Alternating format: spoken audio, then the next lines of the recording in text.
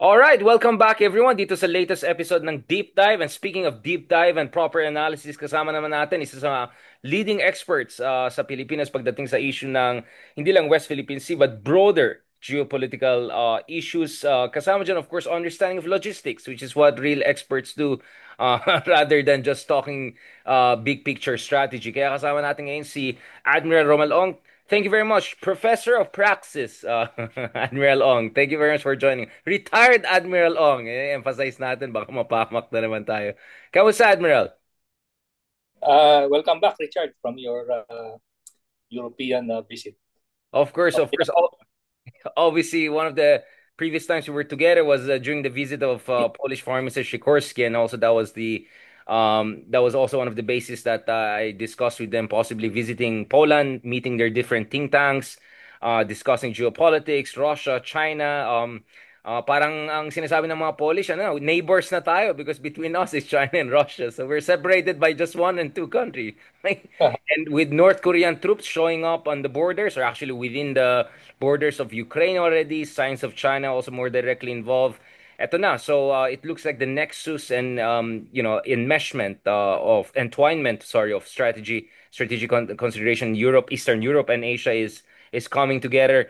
Just as interestingly, I noticed dumpling pala yung food din nila sa Poland. I always thought that's an East Asian food. Yung pala mayroon din sila version, which tells you about how the Eurasian region is really connected. Now, Admiral, before we talk about, basically, papunta na tayo sa 10th year anniversary ng West Philippine Sea Arbitral Award soon, no? We just finished what, ninth Arbitral Tribunal Award anniversary, and I found it quite interesting na yung mga bansa na nag-express ng support, purong mga Western country, Japan, Korea, India. Basically, wala sa mga kapitbahay natin. But we can have a discussion about that, about whether the Philippines is on the right track and ano, what's the good, what is the bad, and what is the potentially ugly. But before that, Admiral, hindi kita tatanungin about Atong Ang and all of this tanim buto, ano, ay, tama ba yung ano ko? Buto. Sorry. Uh, yeah, I just need to get that right. And then may Ilocano din kasi way of saying it. And then obviously all of these concerns about online casino among others. Obviously, medyo off siguro siya sa topic natin, Admiral. But speaking of gambling, pogos, etc., should we still be concerned about influence operations or some sort of corrosive investments or capital from a sharp power point of view? Almost what, 1 year? Kasi last SONA, di ba, President BBM banned the pogos officially, and soon he's gonna have another SONA. So kamusta naman ang kalagayan natin on that front, Admiral? Also, of course, considering what happened during elections. Okay. Hindi kasi part na study ko yung on criminal organizations, but there are other experts, Western experts, who looked at yung relationship between the Chinese Communist Party and Chinese criminal groups. So meron silang collaborative relationship. Uh, Symbiotic. yes. And maybe dito sa yung proliferation of POGOs, nagkaroon ng yung ecosystem of the influence operations na umusbong dito sa Pilipinas is partly United Front work activities by the party, partly would be yung in the form of pseudo-economic investments. And the third component will be yung input ng criminal organizations. So I'm not saying na yun yung but may possibility na ganun yung nangyari dito. Yung nag-merge yung tatlong components at nag-manifest siya rito sa Pogo. Isn't it concerning, Admiral, that up until today, medyo hindi pa rin tayo sigurado about the level of penetration by potential agents or on malign influence operations. May pagkakulang pa rin ba tayo in terms of awareness or understanding of the nature of the threat? Kasi medyo, ano na, ilang taon na natin pinag-usapan, pandemic days pa. Well, I think in terms of awareness, nag-gain traction na in the public.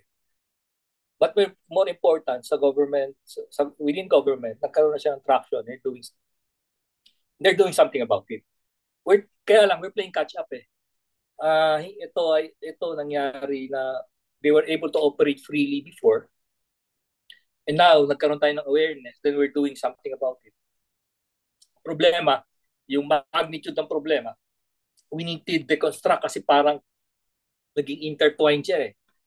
Okay?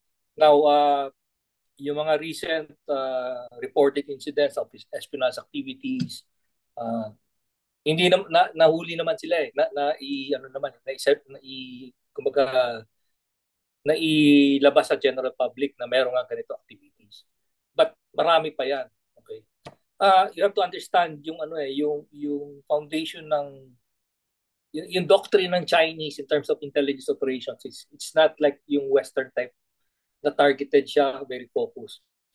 Yung kanila is more of dispersed and they leverage yung ano nila, yung Chinese population talaga, yung diaspora nila or yung Chinese nationals nila all over the place to actually conduct yung mini spying activities. Kasi yung bits and pieces na yun, pag pinagbubuo nila, then they get the big picture. I want to get back to this again, Admiral, but before that, I want to ask also, nakita ko yung si Dindo dun sa event sa Arbitral Tribunal, he posted yung latest Pulse Asia, which I also got on my email the other day. Pag titignan natin, Admiral, there seems to be still a regional element, right? Pagdating sa NCR, ang taas ng awareness, not only on the West Philippine Sea issue, also taas ng awareness in terms of the need to push back against, bullying in the West Philippine Sea and erosion of a rules-based order. But as you move towards the south of the country, the numbers don't hold, right? Parang may divergence. Um, so I'm all for the argument about Imperial Manila and abandonment of all of that, but at the same time, parang syempre we need a certain degree of solidarity and uniformity in understanding our national interest in the West Philippine Sea. It's not like Mindanao is too far away from West Philippine Sea, right? What do you think about that regional uh, heterogeneity, if I can put it that way, or disalignment on the West Philippine Sea issue? Isn't that potentially source of concern, or is there more disinformation in certain regions of the country, or receptiveness to disinformation? What's going on there? Okay, that question was actually asked nung last Friday during yung Strat-based forum sa Manila Polo Club. We reverted that question back to Dindo, Dr. Professor Manhid. Ang assessment niya is the disinformation is actually the one causing that spike in sa region na yan, sa Mindanao. Okay. So consistent consistent tayo in the sense na yung kalaban natin is actually in terms of yung uh, disinformation designed to create civil disorder or to divide the country. Okay. So yun yung yun yung isang manifestation na we need to address as well. So disinformation, but obviously disinformation does not become as effective in without certain preconditions there, right? So Well, yes. Yun yun. yes. Yung So what are the preconditions, Admiral? well, Mindanao yan. So there is a predisposition to actually affiliate themselves with the previous administration. So yun yung yun yung basis ng that makes them receptive to the disinformation. And So yeah, confluence both the fake news in terms of content as well as yung nila, yung sense of political affiliation nila. what about the aspect of the history of Western interventions there? Especially the U.S. aspect of this. I mean, my sense is obviously, again, it's a much more complex picture, gets kayan, but obviously there's much more skepticism towards the West, diba? Given the U.S. military presence and operations in Mindanao throughout the years. How do you think that could have made more fertile ground to the Chinese narrative? So hindi lang disinformation per se, but this idea that hindi naman China yung sumusugod sa ibang bansa, hindi naman China yung nagko-colonize sa ibang bansa, hindi naman China yung nag-engage sa, I don't know, yung mga massacres na nangyari nung panahon ng mga Amerikano, or other things that happened during the global war on terror. What about that aspect, Admiral? And if indeed that's a dimension, how to deal with that? Okay, I don't have the hard data for on the terms of survey for to support you to answer your question, no? But we can speculate. Posible 'yon may effect yung yung global war on terror nung the early 2000s, 2010s as a sort of disenfranchise yung population to the West. Possible yon. But I think there is also less traction on yung identifying with the Chinese dun sa region na yun. So the only possibility na magkaroon ng traction against yung ano natin sa West Philippine Sea is under false flag conditions, meaning it can be Chinese sponsored, Chinese driven or disinformation, but it is packaged in a different way na hindi siya pro-China. And what about the aspect, Admiral, of investments and all? Alam natin yung Mindanao Rail Project, among others, hindi natuloy. But sa pagkaalam ko, maraming mga sister cities project, no? Marami rin mga more small and medium scale infrastructure projects na baka may kinalaman ng China or to some degree funded by China. We know that the biggest Chinese project to this date na hindi pa rin kompleto is the bridge project in Davao. We're talking about hundreds of millions of dollars, so that's pretty big ticket, at least in my books. Um, And then, compare that to the fact na US, parang US aid na nga lang, yun pa yun, nawala pa yun, di ba? So, what about the soft power competition, hindi lang sharp power? Well, possible yon, but hindi naman lantad yung soft power yung soft power effort ng China rito sa Mindanao. Although there are possible use of yung United Front work activities, ang target nila are yung schools. That's possible, no? But again, mahirap ikabit yung actions na yun with an anti or not supportive of the West Philippine Sea, Hindi siya direct connection doon sa sa question if you're going to post it in the survey. Admiral, going back to this, okay, medyo mag-real talk tayo dito.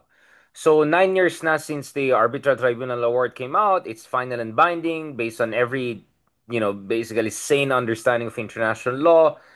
And yet, 9 years in, we don't see only some sort of gap divergence, regional divergence on this issue. We don't also see persistence of etong mga basically disinformation networks when it comes to pushing the pro-China narrative, basically anti-Filipino narrative and anti-international law and UNCLOS narrative. But also this divergence in terms of like yung mga nag-express ng support sa atin is basically Japan, Korea, New Zealand, India. So hindi totoo na Western lang, but it's those countries and then basically mostly European countries, right? Plus United States and all of that. Halos wala akong nakitang Southeast Asian state, not even Vietnam, did I see them to make an explicit statement of support for the Arbitral Tribunal Award. I mean, yes, we can debate about back in the day this and that, but I mean, if they really are supportive of us every year, they could also release a statement squarely saying the arbitration award was this and that. And also, when it comes to ASEAN as a whole, I'm not sure that it was even discussed during the latest ASEAN foreign ministers meetings or summits in Malaysia. So, is that supposed to be a source of concern, Admiral, or is just the reality that maybe we're much more like-minded with Western democracies in Japan and Korea and New Zealand and Australia and India than most of our Southeast Asian countries who supposedly are much more amenable to Chinese influence, or at least they don't have the strategic culture of confronting China the way we do. I mean, what is your read in terms of that divide, Admiral? Okay, pwede nating tingnan yan in two angles from the Chinese side and the Philippine side. On the Chinese side, I would say what we are seeing is yung efficacy or yung effectiveness ng kanilang geo-economic strategy in Southeast Asia or in ASEAN. So, problema ganito the US is basically a military power. So, ang approach niya to power dynamics is the leveraging yung hard power niya to gain influence. Si China, it uses yung economic strength niya. At least before, nung medyo malakas-lakas pa economy niya. Okay? Medyo ngayon kasi medyo problematic But in previous years, talagang very, very robust yung economy niya. So, na-leverage niya yon in terms of reaching out to the different ASEAN capitals. Then, samahan mo na nung tinatawag nating elite capture. Okay? So, you have this, you are saying, okay, Richard, I'm going to your country. These are my menu of investments that I'm going to funnel to your country. But also ito under the table friends tayo, meron din tayo ganito. So it's yung yung combination of yung what I would call weaponized investments tapos yung influence operations designed for elite capture. Combination nun, then we're dealing with ASEAN capitals na basically na turn around na ng China to its side. So tayo ngayon parang we've used the word outlier before. Yun talaga yung sitwasyon natin. Now on the Philippine side, given that ecosystem that we're working on, tingin ko may pagkukulang din tayo in terms of reaching out to the different ASEAN countries. Uh, we could have we could have go from we could have sent a diplomatic mission to each of those countries. Tapos without expecting Work. But would it work? Yun nga. without expecting, Mm. without expecting that they will change their minds. Pero at least on our part, nag-effort tayo to reach out, explain why we're doing what we're doing. At least merong open channel. They may ganun pa rin, pwede sila magreklamo, oh, you're doing wrong, that's not the ASEAN way. So what? No? Pero at least na-communicate natin yung sentiments natin tsaka yung position natin without necessarily them agreeing to what we're doing. But at least may effort tayo. So nandun yun. So baka ang isip ko, baka kinulang din doon. Well, I mean, that's what is being said by critics. And I think Indonesia also, not last year, diba? Nung lumabas ang news na we're gonna sign the yung reciprocal access agreement with Japan. I think Indonesia said something like they were not consulted or ASEAN was not consulted, which kind of raised eyebrows. Like, why should we consult you on matters that are bilateral with Japan? It's our sovereign prerogative. But I think Indonesia was trying to say something, right? Na parang mag-effort naman Well, ng not konti kasi to please. medyo foul yun eh. Maybe informed would be the right word. We could have informed them without necessarily asking them whether they agree with us or not on that RAA. Kasi at the end of the day, we operate on what is our national interest.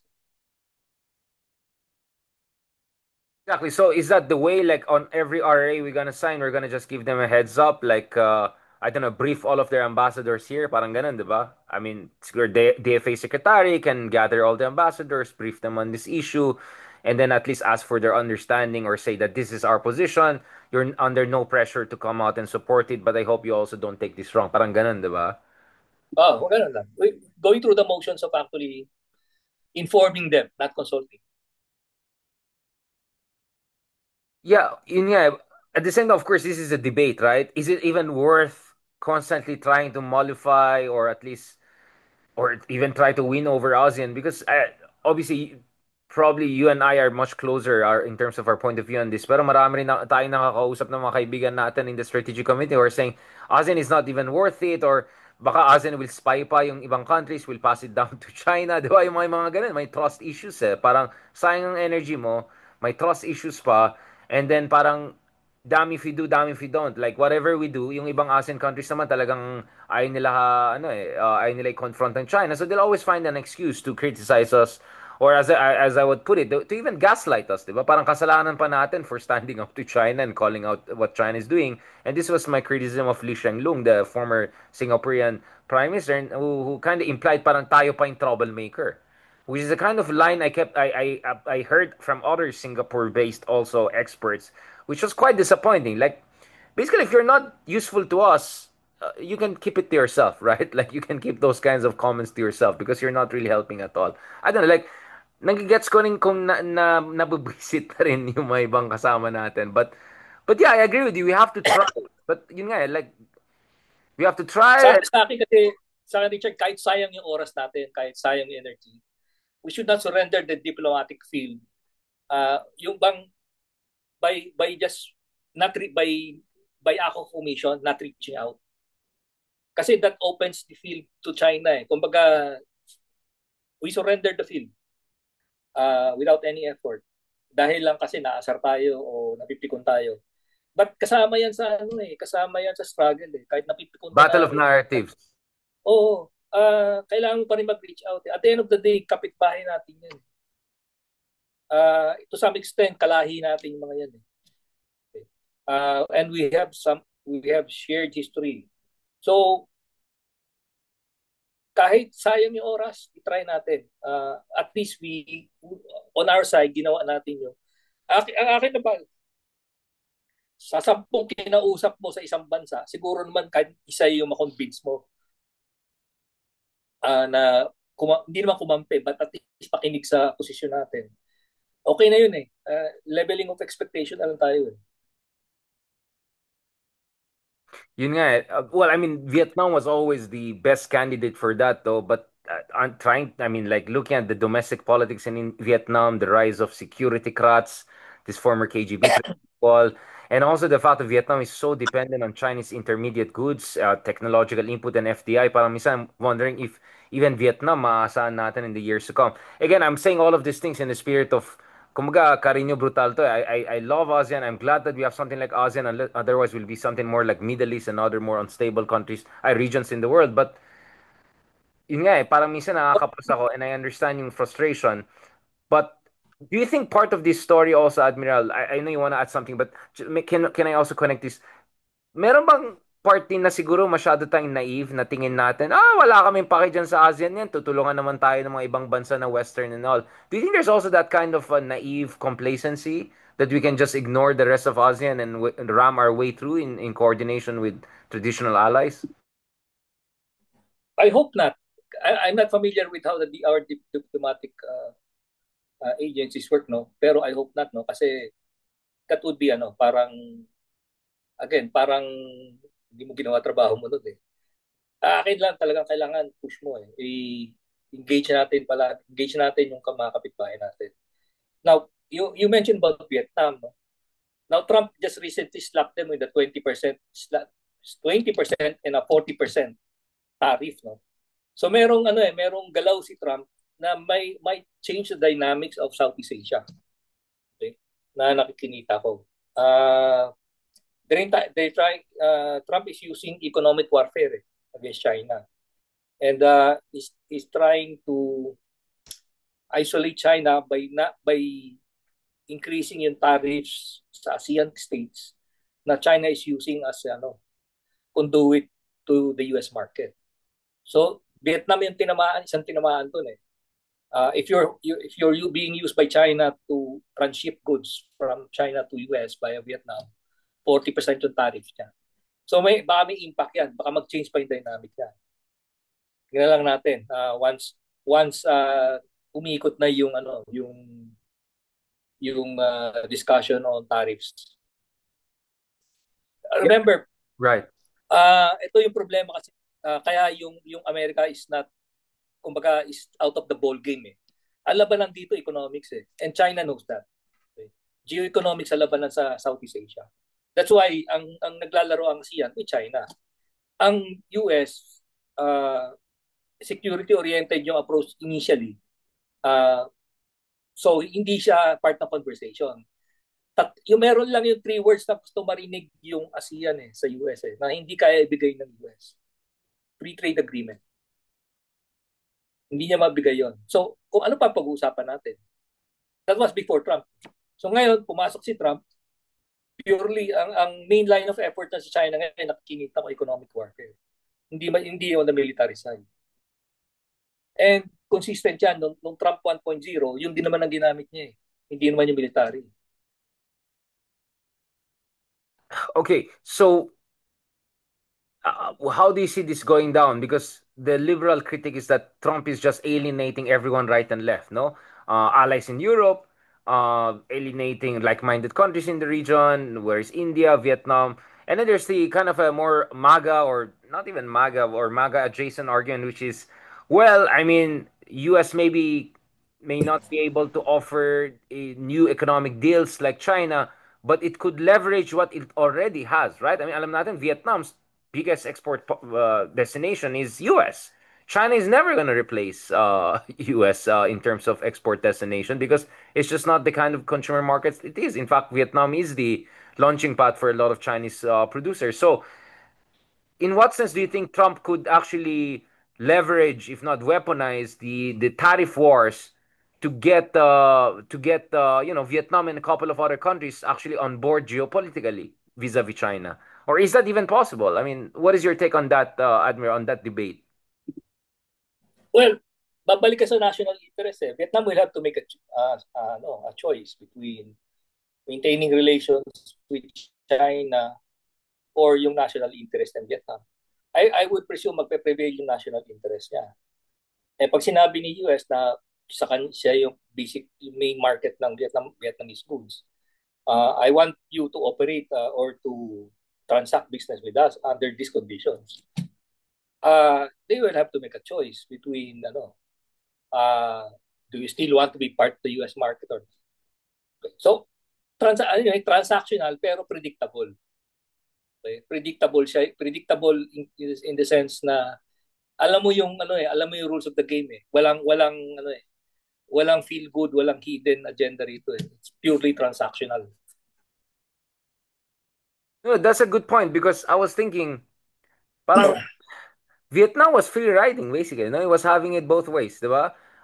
Get all the investment from US, get all the investment from China, re-export Chinese products, enjoy the US market, pretend that you're good with everyone, but basically you're not a reliable partner to either US or well, from China's point of view, as long as Vietnam doesn't join the US camp, they're fine with that, right? So now the U.S. could say, well, you cannot have all of this juicy export market in the U.S. if you're not gonna play ball or if you're just gonna continue to slide into China's sphere of influence, right? So, in that sense, do you think that potentially this could provide a way to coax and cajole Vietnam, or maybe even well, India doesn't need it as much because they already are standing up to China in their own ways. But could this be a blueprint to get some of the ASEAN countries to stop being free riders and actually get their act together? Or there could be a backfiring, baka magkaroon ng backlash na there will be even more dissociating from US. Kasi that's also a debate. Diba? Some would say, actually, hindi pa rin, China is not ready to replace US as an export destination. Baka not ever, right? So despite all of these nice talks and all, whether you're Malaysia, whether you're Vietnam, whether you're even Indonesia, never mind Philippines, you cannot ignore the U.S. demand if they're willing to leverage their export markets, among other things.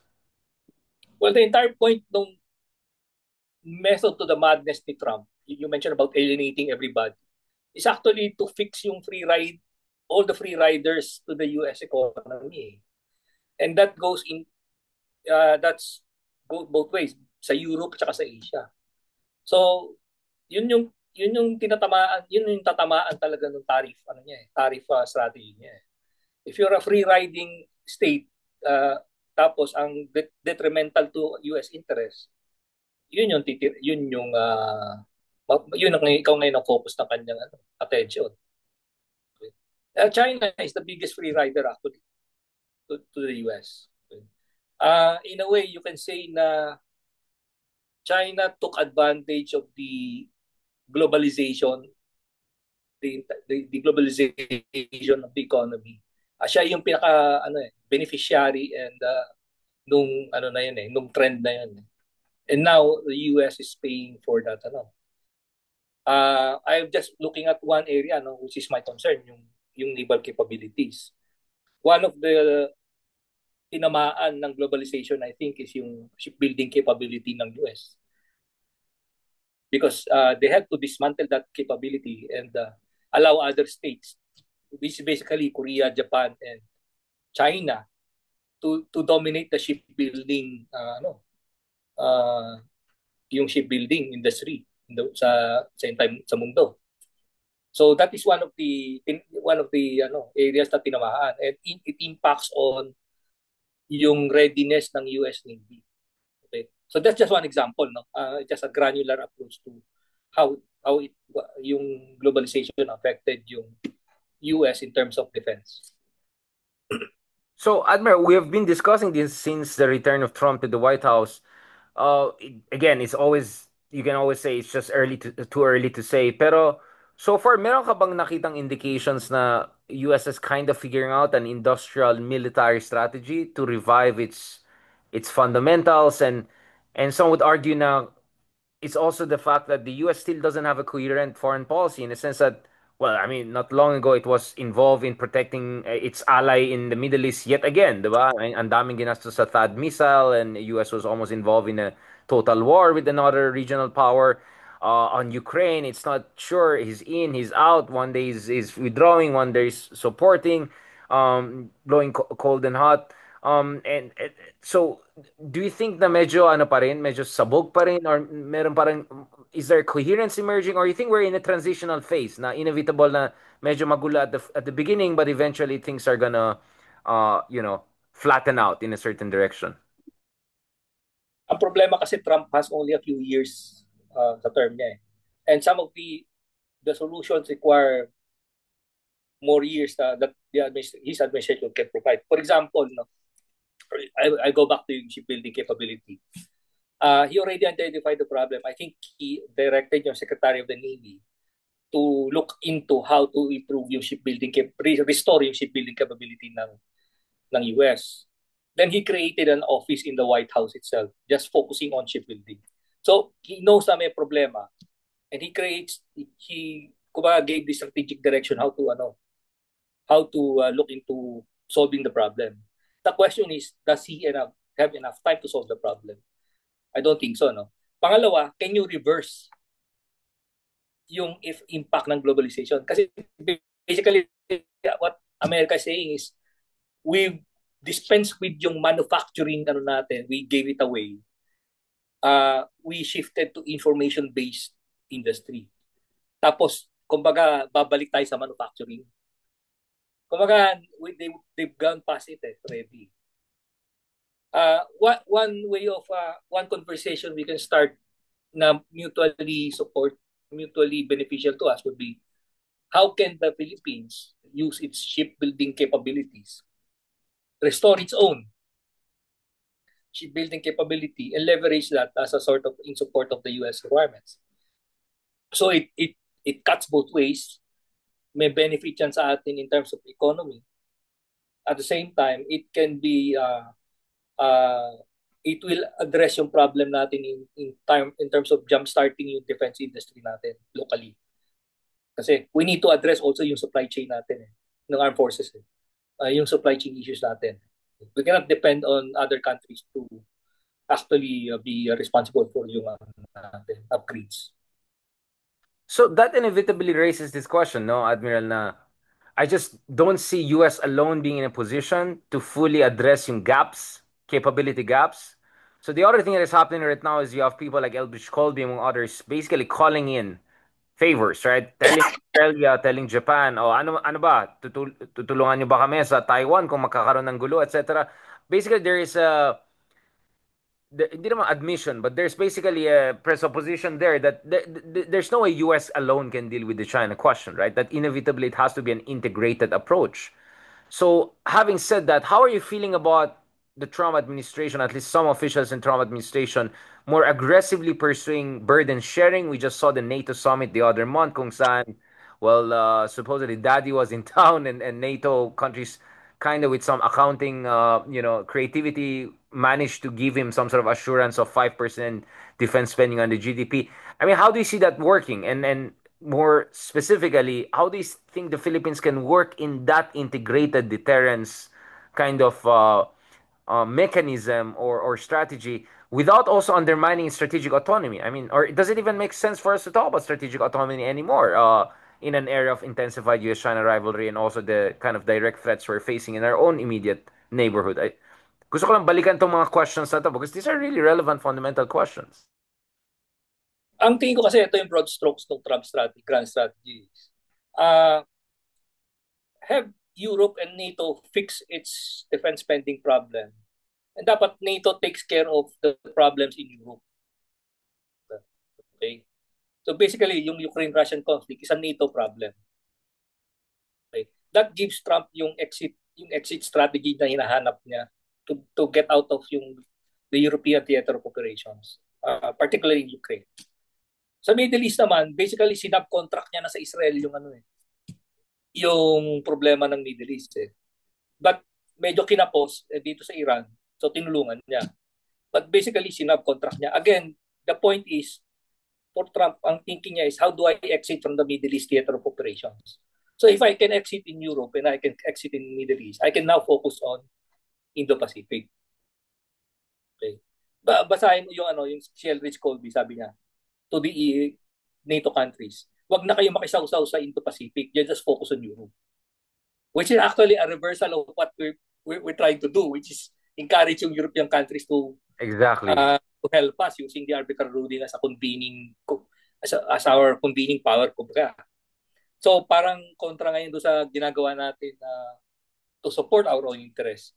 So kumbaga sinasabi ni ng Trump administration is you NATO, you fix your problem in Europe, Israel, you help us fix the problem in the Middle East. At the same time, we will do some diplomatic actions to sort of ease out yung ano to win away yung support ng other Arab countries in the Middle East. Okay. Now, for China naman, ito yung mantra ngayon na nilalabas ni Eldridge Colby o Australia, Japan, we need your help. Okay? Basically sisingilin yan sila in 5% eh. The same dun sa Europe. Medyo umalma lang yung Japan. Okay? But hindi talaga kaya ng US on its own eh. So mangyayari sa kanya parang overarching ano siya. Pero hindi siya nakapronta. Andun lang siya sa likod. Okay. That will be consistent with yung Trump's focus, which is just focus on domestic issues in the US. Eh.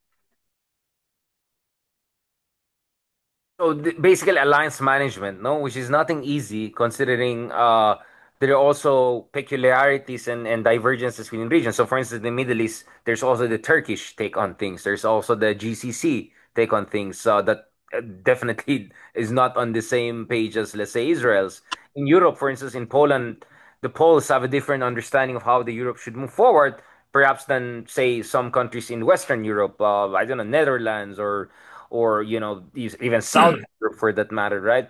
Probably Portugal or Greece are not necessarily on the same page as Poland and Poland and Hungary also have very different relationship with Russia, for instance, even though both are Eastern European frontline states. So, um, again, grand strategy is good, but it's the devil is in the details, no?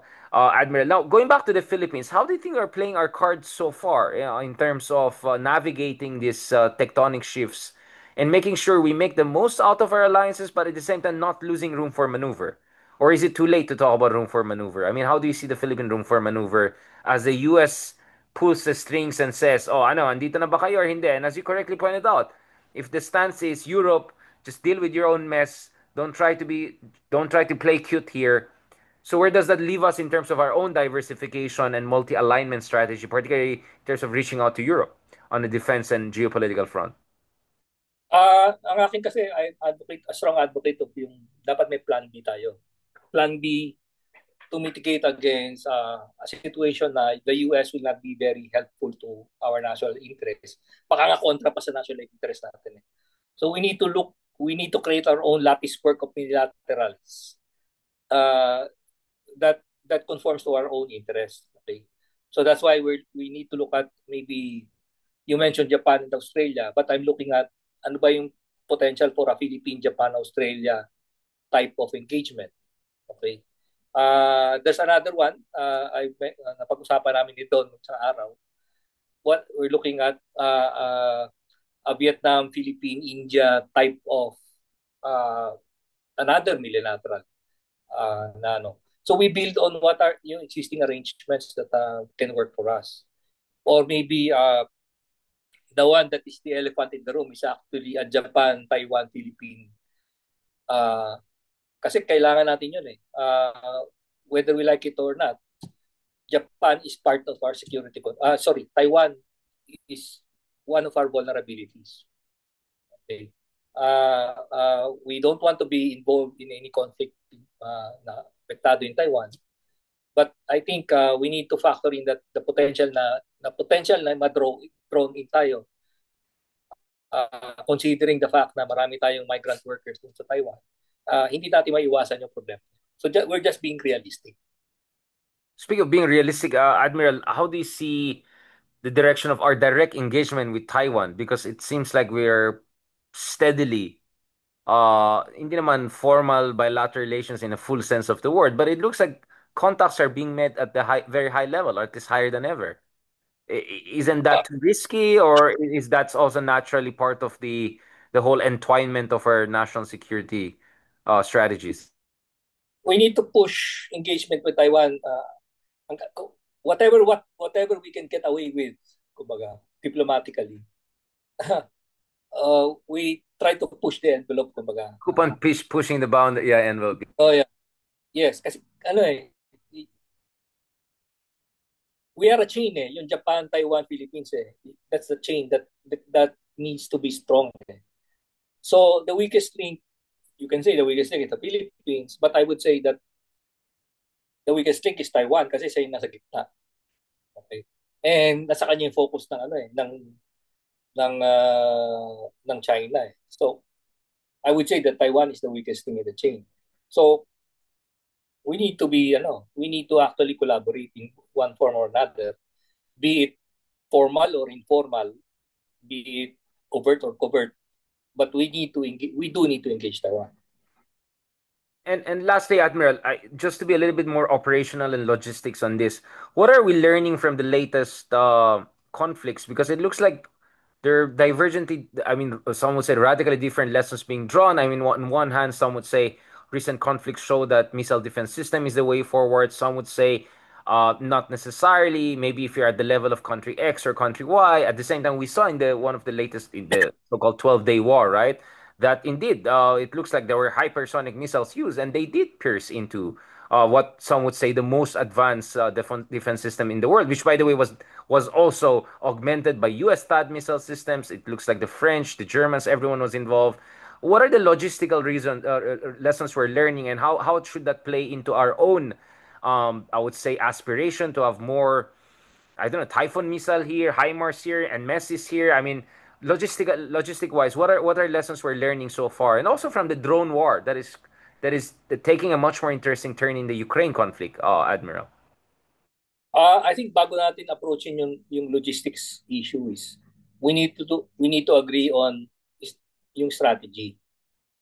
And that was the point of my yung presentation ko nung yung last Friday is we cannot just modernize the armed forces without understanding ano ba yung strategy behind the modernization.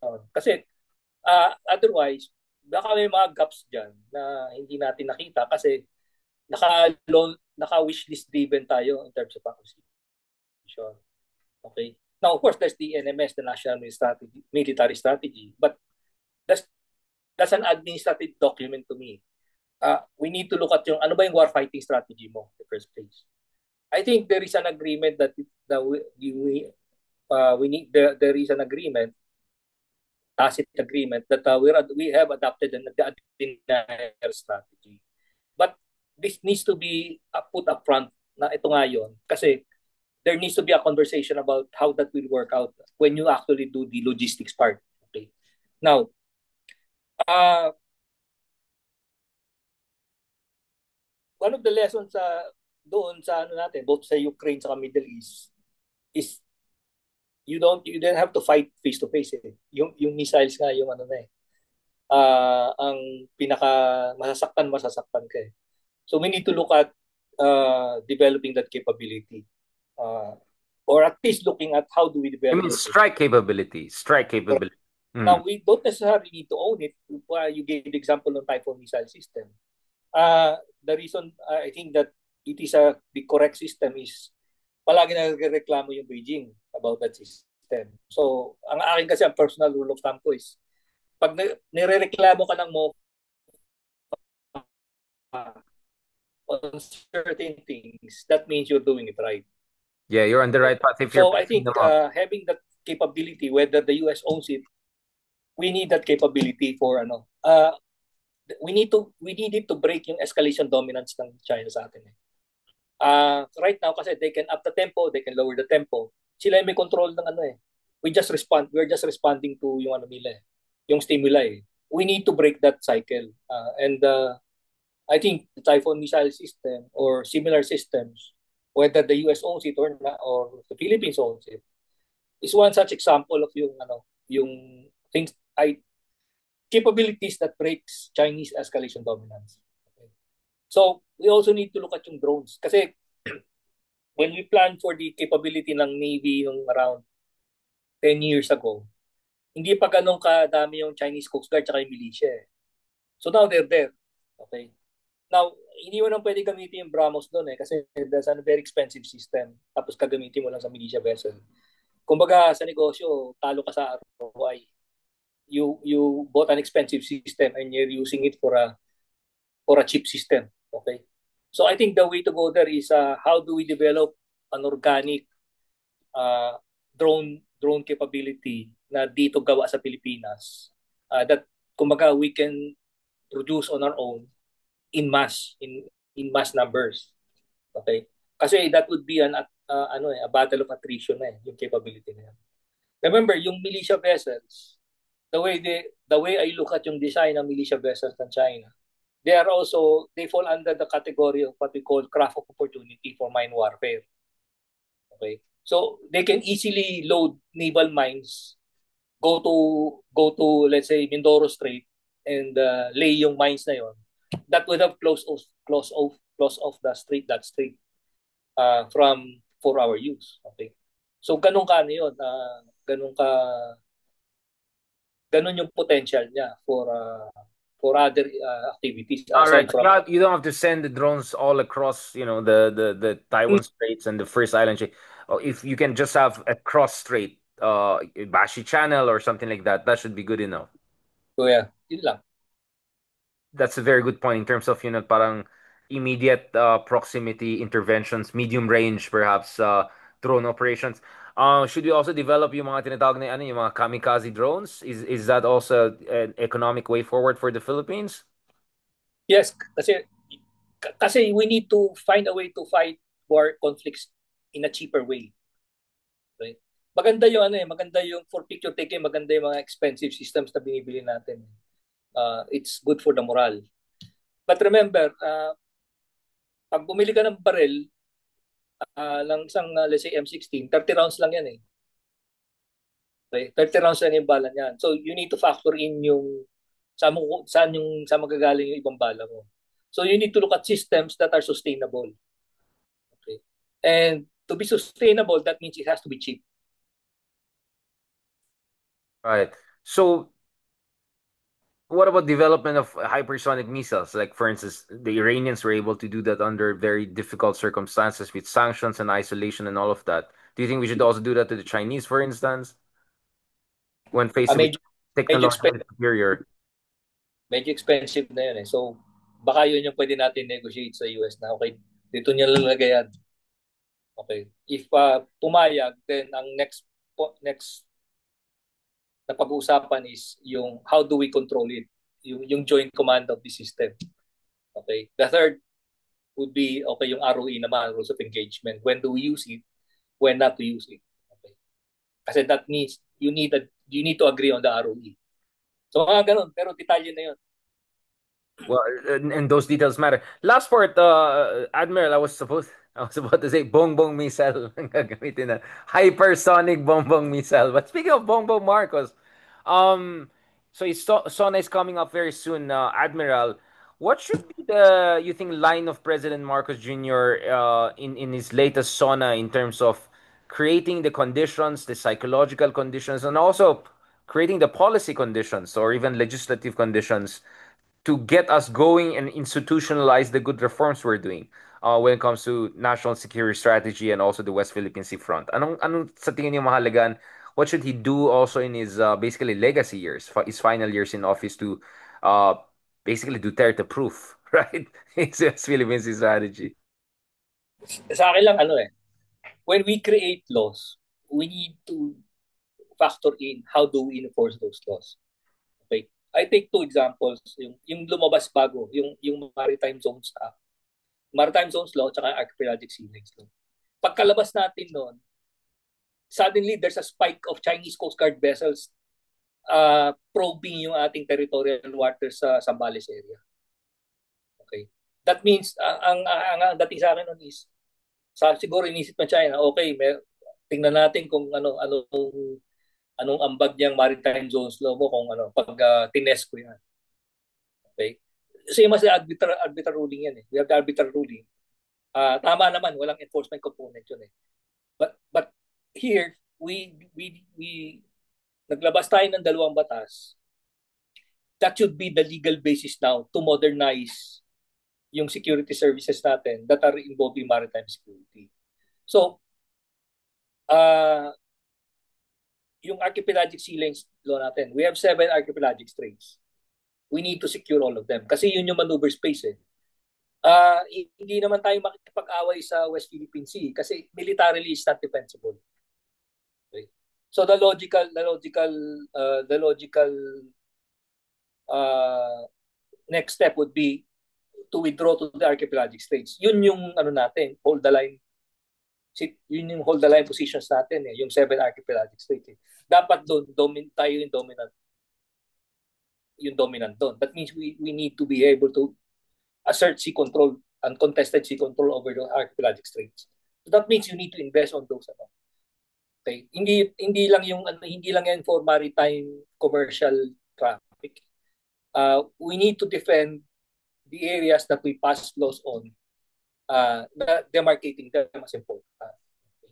So parang yan eh, you create the LLEX or SLEX, di ba? You also invest on yung may nagpapatrol dyan. Then you also invest in the toll gate to control traffic. Okay. Otherwise, true and true yan. Okay. So we need to create yung toll gate to control the traffic and the patrol system to make sure that secure yung highway mo. Admiral, what should be the narrative or rhetoric of the president? Should he be in this kind of sense?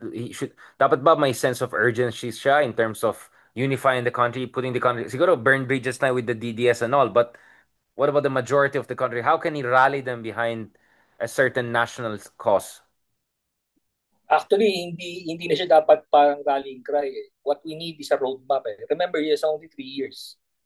He has only 3 years remaining. So, dapat by 2028, yung short runway na yon o short road na naiiwan sa kanya, mayroon ka ng tangibles na makikita doon na doable within those 3 years. So, isa rallying cry, yes. But dapat may metrics to actually put some sense into yung rallying cry na yun. So operationalize na dapat, no? So we should have matured into that phase together all together. Thank you so much, Admiral, for that fantastic overview. I'm sure we can have more technical and detailed discussion. Maraming salamat, Admiral. Are there things that you think our audience should read in terms of your publications, yung some of the things you perhaps want people to read more para mas ma-appreciate nila yung interventions niyo, Admiral, in terms of yung well, you seem to have some idea at least in terms of the blueprint forward. I have yet to write them, so siguro one of the days pag naisulat ko na. But the theory of victory, right? You at least touch on that. Theory of victory, there are 2 papers. The first one, actually I mentioned that during the forum last Friday. Right. The first theory of victory was paper was based on yung discussions last year. Okay? And it was published by the Ateneo Policy Center. It's in their website naman. The second one I wrote was focused just on the military side. Was published by StratBase around May of this year. Okay. So dito I push forward the imperative that we need a strategy not only for yung the military side, but it should also cover yung counter propaganda natin, yung economic resiliency efforts natin, as well as yung diplomatic track. Okay? So the strategy is not purely for the military lang, hindi yung CADC lang for the armed forces, but a CADC that covers diplomacy, communications, the military at saka the economic component. Thank you very much, Admiral, on that. Hope to catch up with you again in person soon. Maraming salamat, Admiral, and have a good evening. Talk to you soon po. Evening. Salamat po.